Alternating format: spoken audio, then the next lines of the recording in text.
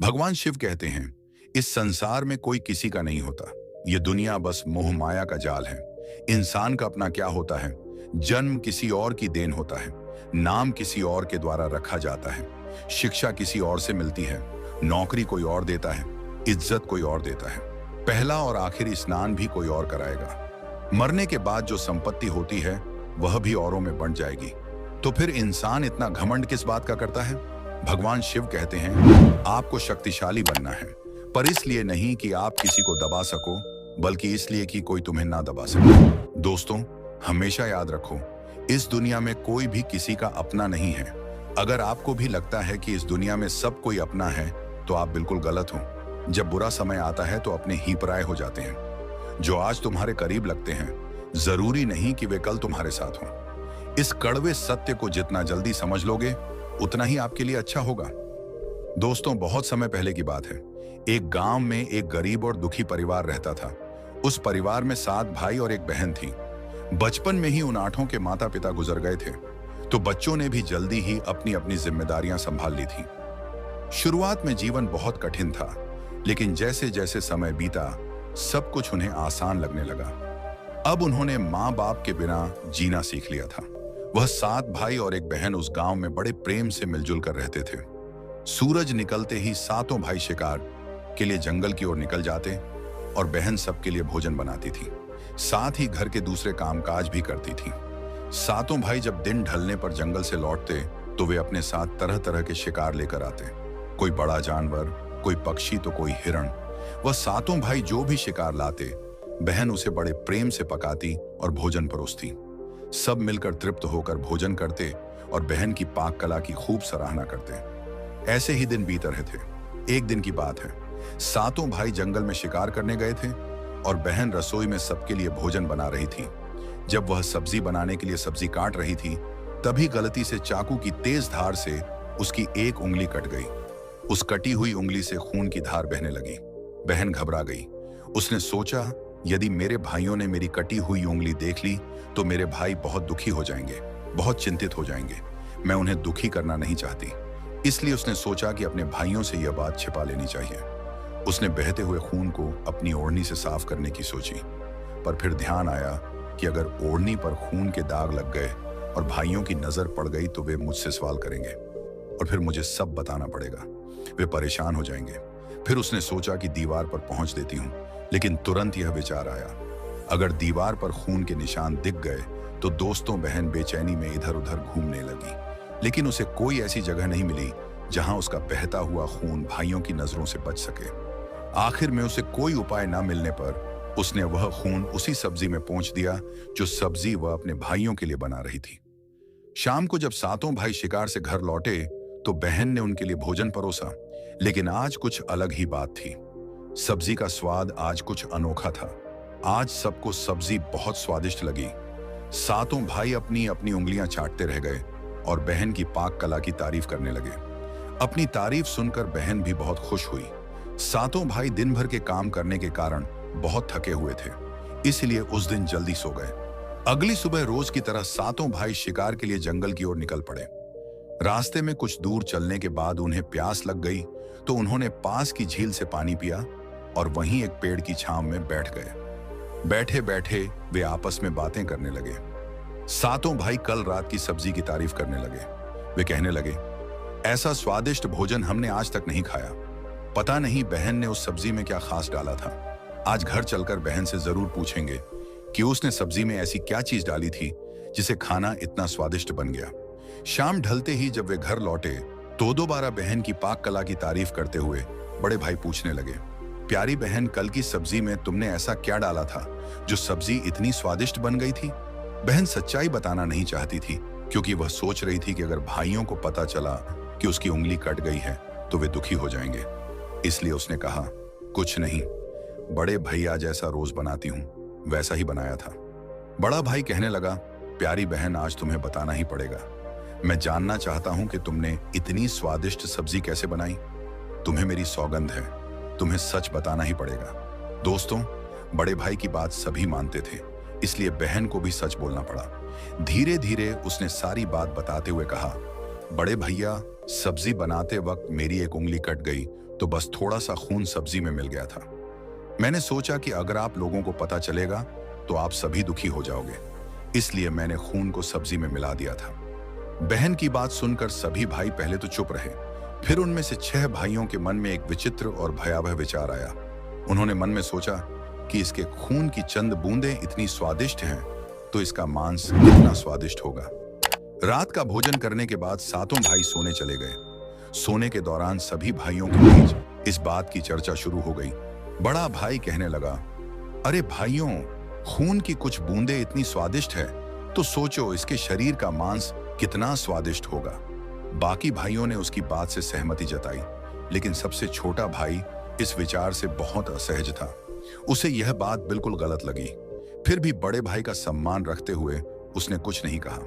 अगले दिन जब सातों भाई जंगल की ओर शिकार पर निकले, तो उन्होंने एक योजना बनाई कि वे अपनी ही बहन को मारकर उसका मांस खाएंगे।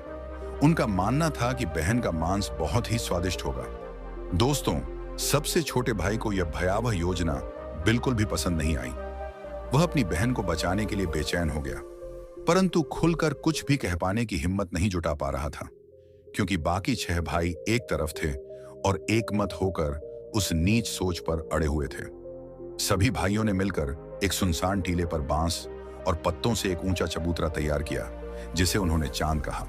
योजना यह थी कि अपनी बहन को किसी बहाने से उस चबूतरे पर लाएंगे और तीरों से उसकी हत्या करेंगे। इसके बाद वे उसके शरीर का मांस खाएंगे।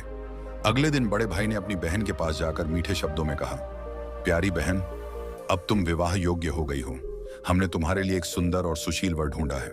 आज हम तुम्हें उसका घर दिखाने ले चलेंगे, इसलिए तुम हमारे साथ चलो। विवाह की बात सुनकर बहन का चेहरा खिल उठा। वह खुशी खुशी तैयार होकर भाइयों के साथ चल पड़ी। चलते चलते जब बहन थक गई, तो उसने बड़े भाई से पूछा, बड़े भैया, मेरा ससुराल अब कितना दूर है? तब बड़े भाई ने कहा, बस अभी कुछ देर में पहुंचने वाले हैं। वह देखो बहन, यहां से दिखाई दे रहा है। बड़े भाई ने टीले पर बने चबूतरे की ओर इशारा करते हुए कहा, वह तुम्हारा ससुराल है, जहां तुम राज करोगी। यह सुनकर बहन खुश हो गई और मन ही मन कहने लगी, कितना सुंदर है मेरा ससुराल। क्या सच में मैं यहाँ राज करूंगी? जब वे टीले पर बने चबूतरे के पास पहुंचे, तो बड़े भाई ने छोटे भाइयों को आदेश दिया कि अपनी बहन को रस्सी के सहारे बांस के खंभे से कसकर बांध दो। बड़े भाई के आदेशानुसार सभी 6 भाइयों ने मिलकर अपनी मासूम बहन को बांस के खंभे से कसकर बांध दिया। अपनों के हाथों इस विश्वासघात को देखकर बहन का दिल चीख उठा। वह आकाश की ओर देखते हुए ईश्वर को याद करते हुए कहने लगी, हे प्रभु, अब तो केवल आप ही मेरा सहारा हो। मेरे अपने भाई ही मेरे प्राण लेने को तैयार खड़े हैं। इनमें से ऐसा कोई भी नहीं है जिसके दिल में मेरे लिए दया और प्रेम हो। उसकी पुकार सुनकर 7वां भाई अंदर से कांप उठा। उसे अपनी बहन की पुकार पर दया आ गई, लेकिन वह 6 भाइयों का विरोध करने का साहस नहीं जुटा पाया। बहन को बांधने के बाद बड़े भाई ने सबको बारी बारी से उस पर प्रहार करने का आदेश दिया। सबसे पहले बड़ा भाई धनुष बाण लेकर अपनी बहन पर प्रहार करने के लिए आगे बढ़ा। तभी बहन ने हाथ जोड़कर करुणा भरी आवाज में कहा, मारो भैया, छाती में लक्ष्य करके मारो, तुम्हारा तीर सीधा जंगल की ओर जाएगा। बड़े भाई ने कठोरता दिखाते हुए तीर चलाया, लेकिन उसका निशाना जो हमेशा अचूक रहता था, वह आज विफल हो गया। इसके बाद दूसरा भाई तीर चलाने के लिए आगे बढ़ा। बहन ने उसके सामने भी हाथ जोड़कर वही करुण गीत गाया, उसका भी निशाना चूक गया। ऐसे ही एक एक करके 6 भाइयों ने बारी बारी बहन पर तीर चलाने की कोशिश की, पर हर बार उनका निशान चूकता गया। अब 7वें और सबसे छोटे भाई की बारी थी। 6 भाई उस पर दबाव डालने लगे। भाई, इस बार पूरी ताकत से तीर चलाना और बहन को एक बार में ही मार देना। अगर तेरा निशाना चूक गया तो समझ ले तू खुद नहीं बचेगा, हम तुझे मार डालेंगे। बहन ने छोटे भाई की जान बचाने के लिए अपनी जान न्यौछावर करने का निश्चय किया। वह ईश्वर से मन ही मन प्रार्थना करने लगी, हे प्रभु, मेरे भाई का तीर मेरी छाती भेदने में सफल हो जाए। फिर वह करुण गीत गाने लगी, मारो भैया, छाती में लक्ष्य करके मारो, तेरा तीर मेरी छाती को भेद जाए। फिर छोटे भाई ने तीर चलाया। उसका तीर जाकर बहन की छाती पर लगा। बहन दर्द से तड़प उठी और कुछ देर पीड़ा सहने के बाद उसने अपने प्राण त्याग दिए। 7 भाइयों ने मिलकर अपनी बहन के मृत शरीर को नीचे उतारा। इसके बाद 6 भाइयों ने मिलकर अपनी बहन के शरीर के छोटे छोटे टुकड़े कर डाले। इसके बाद बड़े भाई ने छोटे भाई को जंगल से लकड़ी और पानी लाने का आदेश दिया। छोटा भाई चुपचाप जंगल चला गया। वह पानी और लकड़ियों के साथ साथ कुछ मछलियां और केकड़े भी ले आया। वह भीतर से टूट चुका था, क्योंकि उसके भाई बहन के शरीर का मांस बड़े शौक से पका रहे थे, परंतु कुछ बोलने या विरोध करने की हिम्मत अब भी उसमें नहीं थी। जब भाइयों ने बहन के मांस को पकाने की तैयारी शुरू की, तब छोटे भाई ने मछलियां और केकड़े भी पकाने को डाल दिए, ताकि वह अपनी बहन का मांस ना खाए। जब चावल और मांस पूरी तरह पक चुका था, तो छोटे भाई ने चुपचाप अपने बैठने की जगह पर एक छोटा गड्ढा खोद रखा था। जब सब भोजन करने लगे, तो उसने बहन के मांस को धीरे से उस गड्ढे में डाल दिया और केवल मछलियां व चावल खाने लगा। बाकी 6 भाई बड़ी रुचि से बहन के शरीर की हड्डियों को चबाने लगे, तो छोटा भाई केकड़ा चबाने लगा।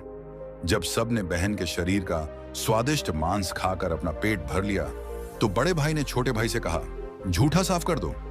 छोटे भाई ने बहन की बची कूची हड्डियां और शरीर के अन्य भाग जैसे सिर, पंजे, नाखून जो भी बचा था, सब इकट्ठा किया और पास ही एक गड्ढे में डालकर उन्हें दफना दिया। कुछ समय बाद जहां बहन के शरीर के अवशेष दफन किए गए थे, वहां पर एक बांस का पौधा उगा आया। धीरे धीरे वहां हरे भरे बांसों का झुरमुट बन गया।